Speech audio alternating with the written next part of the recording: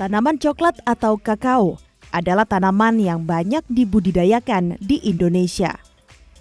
Dikenal dengan bahasa Latin Theobroma cacao, tanaman coklat berasal dari Amerika Selatan ini sudah ada di Indonesia tahun 1560 dengan jenis Criollo dan menjadi sebuah komoditi pada tahun 1951.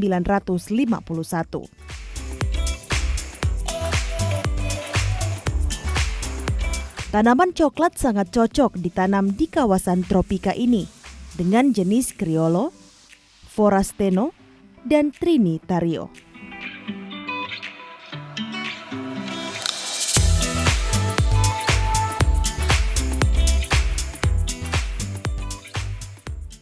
Halo pemirsa, hari ini Wanda sedang berada di Kabupaten Bolang Mongondo. Dan saat ini Wanda ingin bertemu dengan salah satu orang yang membudidayakan tanaman coklat. Bagaimana ceritanya nanti? Kita akan ketemu dengan beliau di dalam Cerita Orlan, Orang Lapangan.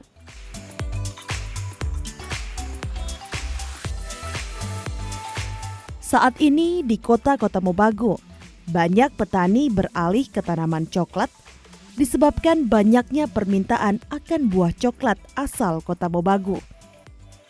Seperti yang saat ini tengah dikembangkan oleh Sutrimo Tegela, petani coklat, bersama Akbar Damopolii, seorang petani milenial asal desa Kopandakan, kota Mobagu. Assalamualaikum. Waalaikumsalam.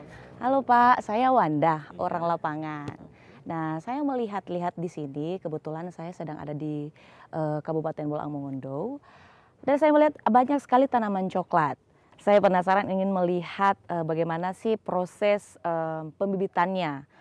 Jadi dia mulai dari bibit dan bagaimana selanjutnya itu saya ingin melihat secara langsung.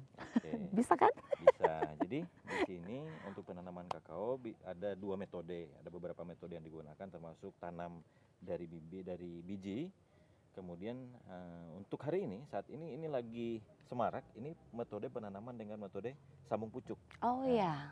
Sehingga di sini hamparan ini kita melakukan penanaman sambung pucuk. Nanti kita mau ke arah sana sama teman sementara lagi penyambungan. Oke. Kita lihat prosesnya karena memang untuk teknik sambung pucuk ini kelebihannya bahwa untuk produksi kakao dia bisa 5 kali lipat dari dengan cara menanam biasa. Nah, sebenarnya teknik pucuk ini sudah lama. Ya, memang ini sudah lama dan ini berlaku di seluruh dunia.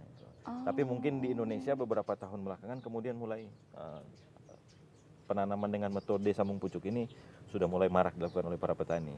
Karena untuk dari sisi penghasilan, produksi hasil pertanian itu luar biasa. Petani itu sangat terbantu dengan metode sambung pucuk. Ya. Oke. Yuk kita jalan, Wanda ingin melihat bagaimana metode yang disampaikan tadi. Oke. Oleh Kita Pak Sumitra. arah sana. Oke deh. Sama teman Let's Akbar. go.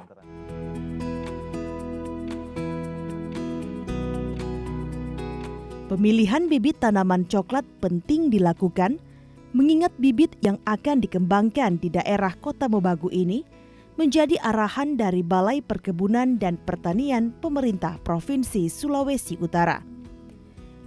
Bibit tanaman coklat jenis Sulawesi 1, Sulawesi 2, MCC 01, MCC 02, dan BL 50. Jenis tanaman coklat tersebut merupakan bibit unggulan yang sangat menarik minat para petani. Halo, Assalamualaikum. Waalaikumsalam, selamat datang di Millennial Farm. Ya, saya Wanda, orang lapangan. Oke, Kak Akbar, ini lagi proses apa ini namanya tadi? Proses sambung pucuk. Oke. Sambung pucuk tanaman kakao dengan jenis yang super, yang familiar di petani itu katanya itu yang klon. Banyak dibudidayakan sekarang ini di wilayah Kota Mobagu dan Bolang Mongondo Raya khususnya. Oke, ini dipakai plastik begini? Nah, plastik es. Oke. Plastik es yang dipotong dan digunakan untuk proses penyambungan bibit. Nah, proses penyambungannya ini Kak Akbar, dia memakan waktu berapa lama usai dilakukan prosesi penyambungan ini? Artinya ketika selesai melakukan kegiatan seperti ini tuh, dia nanti proses tumbuhnya itu memakan waktu sekitar berapa lama? Sekitar 20 hari sampai 1 bulan. Itu akan kelihatan, itu mata tunasnya ini akan mulai Tunas hidup. baru ya? Menurut Akbar Damopoli'i, teknik sambung pucuk untuk bibit tanaman coklat merupakan salah satu teknik untuk menghasilkan tanaman coklat yang baik agar dapat berbuah cepat dengan kualitas tinggi. Hal ini meliputi akar, batang, cabang, daun, dan buah yang dapat langsung ditanam secara berjarak. Nah, proses stek ini Kak Akbar, dia memakan waktu berapa lama? Setelah Iya, proses sambung pucuk, Iya, setelah proses sambung pucuk ini. itu sekitar 20 hari sampai 1 bulan, 30 hari. Itu tergantung mata tunas yang ada di entris yang kita gunakan. Kalau mata tunas dari entris yang kita gunakan itu sudah ada bakal tunasnya seperti ini, itu prosesnya akan lebih cepat, bahkan di bawah 20 hari. Dan juga tergantung dari kesehatan entris yang diambil, dari pohon indukan yang diambil entrisnya itu. Berarti selain dari kesehatan tanaman induknya tadi yang dikatakan Kak Akbar, nah untuk perawatannya untuk menjaga supaya dia bertumbuh lebih baik, Ya. artinya kan biarpun induknya itu baik, tapi kan Ya. tetap memerlukan perawatan kan ya. Nah itu biasanya cara perawatannya itu seperti apa? Atau ada perawatan khusus? Biasanya itu ada perlakuan sebelum penyambungan seperti ini, itu ada penyiraman. Penyiraman karena sesudah dilakukan penyambungan seperti ini itu tidak bisa disiram dengan air berlebih, karena itu akan mempengaruhi kadar kambium yang ada di batang bawah ini, dan akan berpengaruh juga di entris yang kita gunakan. Itu akan membusuk karena kambium yang ada di dalam bibit dan entris itu akan bercampur dengan kadar air yang kita gunakan untuk menyirami tanaman. Airnya air biasa, tidak Air dicampur. biasa, air sumur. Dan ada penyemprotan pestisida sebelum perlakuan sambung pucuk, agar setelah penyambungan itu tanaman yang disambung itu tidak diganggu oleh hama atau OPT.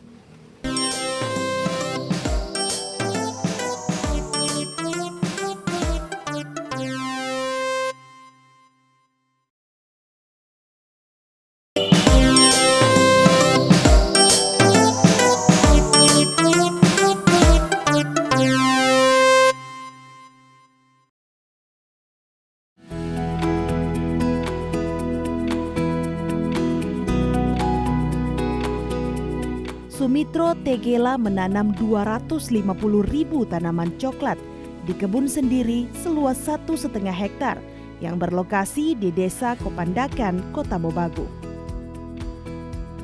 Sumitro Tegela berharap tanaman coklat dapat menggantikan tanaman kelapa yang saat ini sudah tidak produktif lagi. Tanaman coklat saat ini menjadi daya tarik tersendiri bagi para petani yang ada di Kota Mobagu.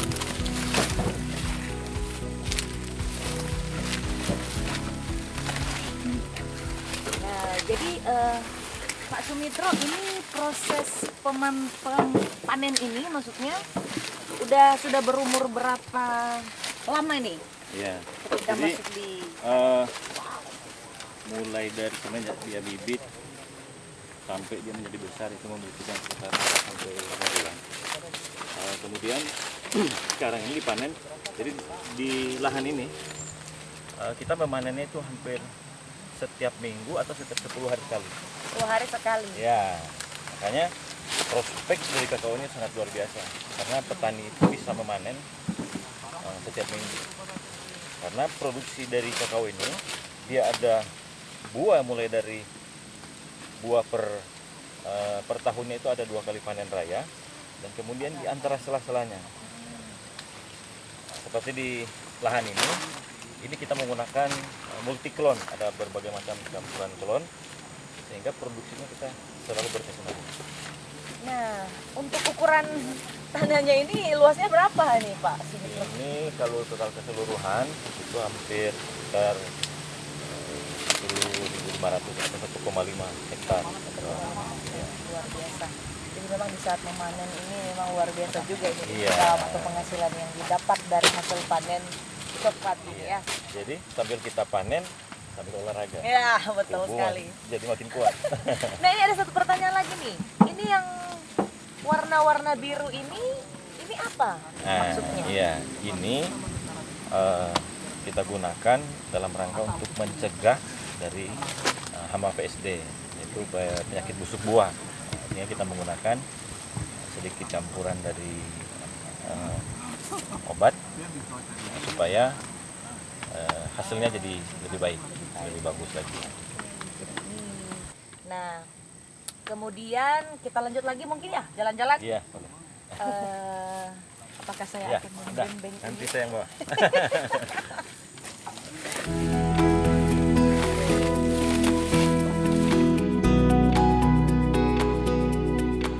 Tanaman coklat unggulan saat ini dapat berbuah 2 kali dalam setahun.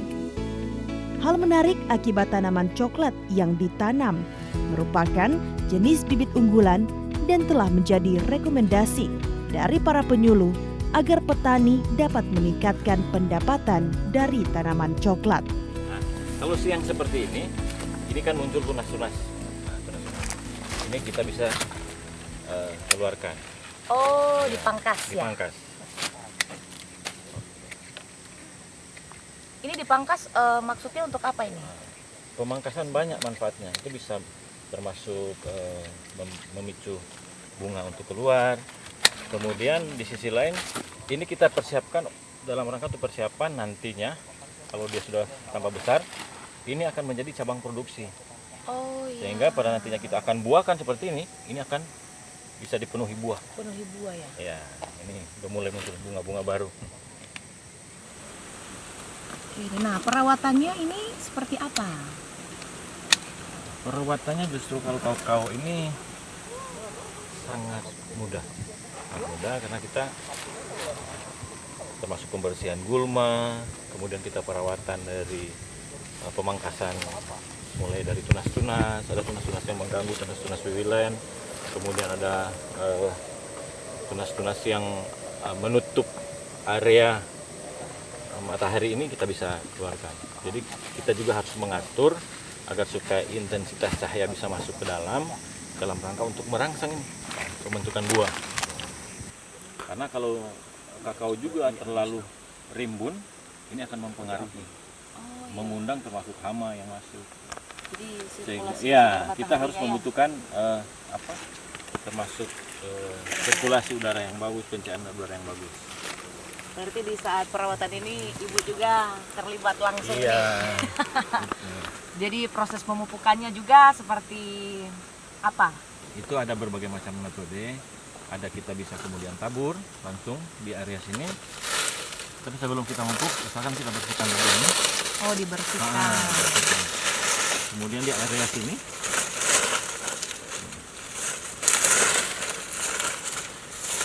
ini kita tabur pupuk.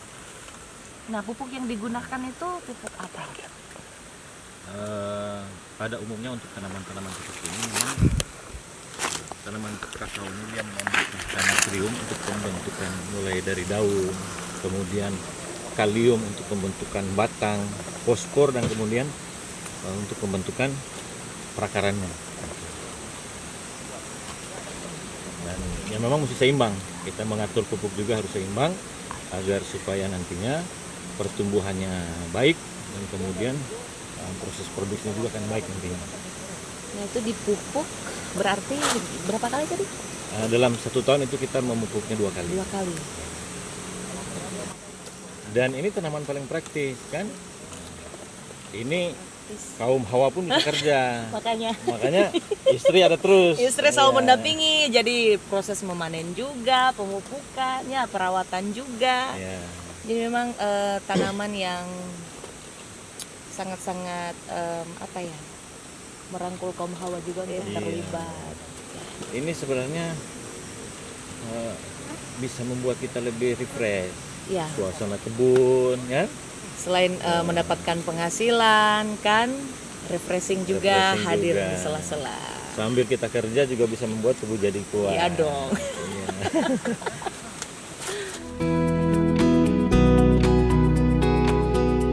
Pemeliharaan tanaman coklat menjadi penting, di mana setiap tanaman harus dihilangkan daun-daun dari batang, serta pucuk pohon harus dipangkas. Hal ini dilakukan agar sinar matahari dapat masuk hingga ke dalam tanaman. Selain itu, pemupukan dapat dilakukan di sekitar tanaman. Jika sudah berbuah, diolesi dengan pupuk agar terhindar dari hama.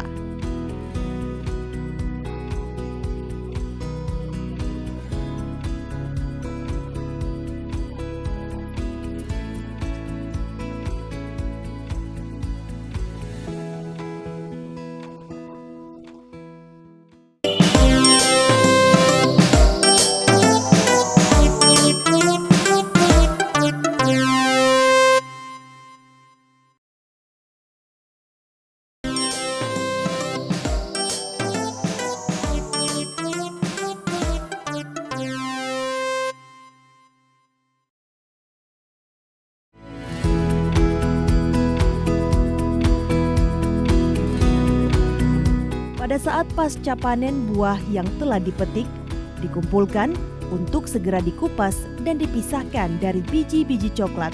Untuk selanjutnya akan dilakukan penjemuran. Nah, setelah memetik tadi, kita akan membelah buah coklat ini. Nah, kita akan melihat bagaimana isi di dalamnya. Ya, seperti apa ya? Ini ada putih-putihnya. Terlalu masak. Nah, dia seperti ini. Sehat sekali. Aha. Dan saya akan mencobanya.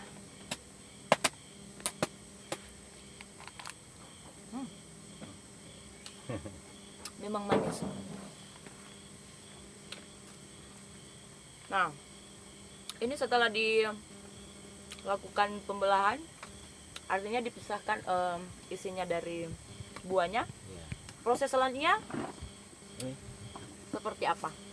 seperti ini kan, kita keluarkan, kita ambil bijinya, keluarkan.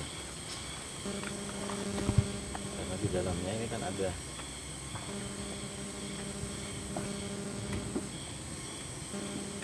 ini nggak diambil nih. Batangnya itu tidak dipakai. Berarti habis diuraikan seperti itu akan ada proses apa selanjutnya? Penjemuran mungkin? Tinggal dijemur. Jadi setelah kita pisahkan berbentuk biji, nantinya tinggal kita jemur. Setelah dijemur kering, tinggal dijual.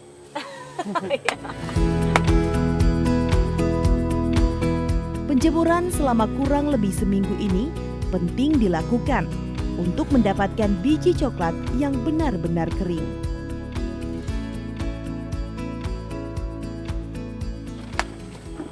Sehingga memang komoditas kakao ini, apalagi di daerah kita di Sulawesi Utara, sangat subur. Kenapa kemudian kita tidak mengembangkan? Ya, betul sekali. Apalagi sebelumnya kan ya sudah ceritakan sejarahnya, sejarah tentang kakao syaratan Eropa 1867 sudah ada.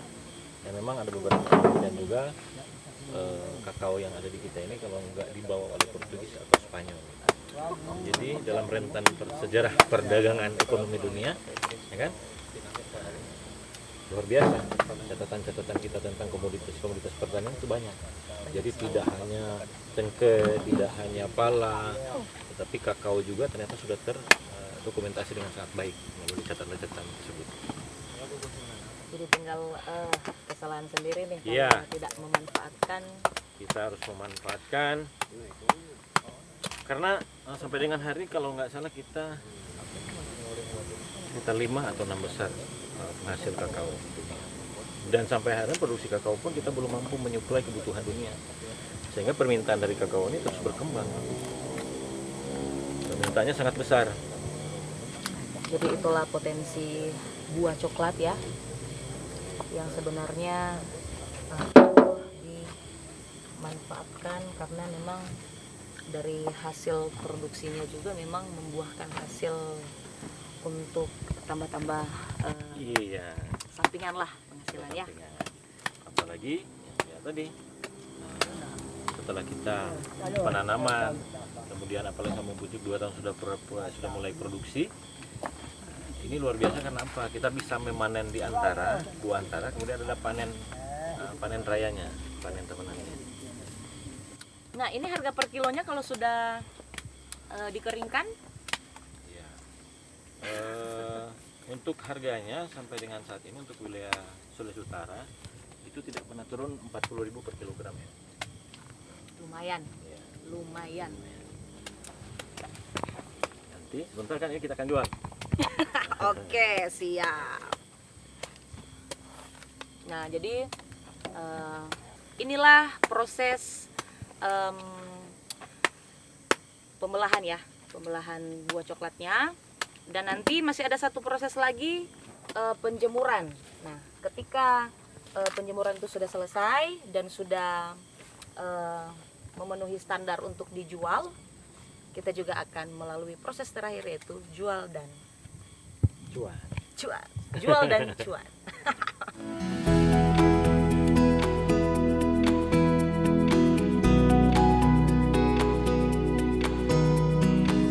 Ya, pada akhirnya cerita orang lapangan akan berakhir sampai di sini.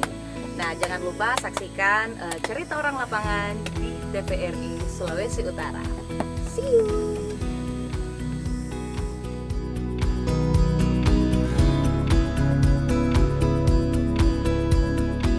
Setelah proses penjemuran selesai, biji-biji coklat dikumpulkan dalam karung untuk segera dibawa ke tempat pengumpul.